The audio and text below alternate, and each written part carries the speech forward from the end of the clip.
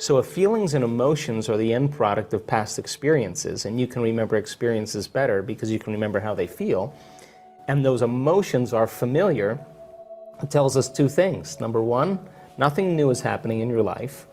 And number two, if you can't think greater than how you feel, or feelings have become the means of thinking, then you are literally thinking in the past. And your life is going to reflect that. So then getting people to begin to change that from the old self to the new self really requires a tremendous amount of awareness. And that's where my work comes into play. That also brings up a good point too.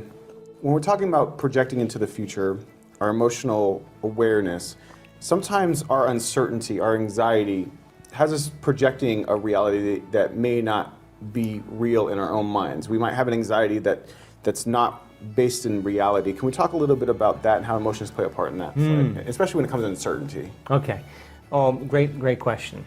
Because according to the psychological and scientific model, the majority of people in their waking day, in a normal day, spend about 70% of their time living in stress. And living in stress is living in survival. And the actual definition of stress is when your body's knocked out of homeostasis. Stress is when your body's knocked out of balance. The stress response is what your body innately does to return itself back to order. You have three types of stress. You have physical stress like trauma, injuries, accidents, falls. You have chemical stress like bacteria, viruses, blood sugar levels, heavy metals in food, hangovers, whatever. And you have emotional stress like traffic jams, internet connections, second mortgages, single parenting, 401ks, family tragedies. All of those things knock the brain and body out of balance. Now, all organisms in nature can adapt to short-term stress. A pack of coyotes chases a deer in the forest.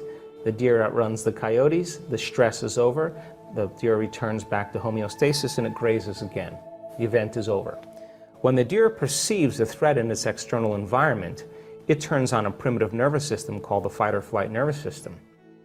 And that autonomic nervous system, that sympathetic nervous system, begins to mobilize enormous amounts of energy for some threat in the external environment. Now, deer has all its physiology changed, all the blood is sent to the extremities, heart rate increases, respiratory rate increases, pupils dilate. The 1,300 chemicals that are created in a matter of seconds is to cause the deer to survive in some difficult condition.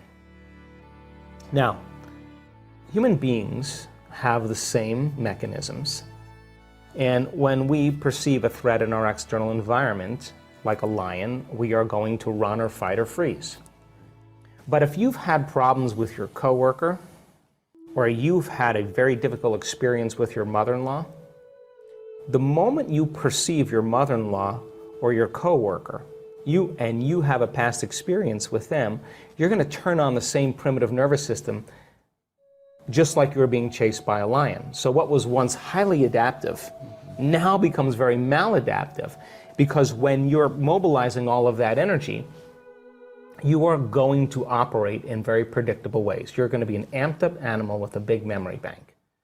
So that your blood flow is going to go to the hindbrain and away from the forebrain, which means you're going to react instead of think, rationalize.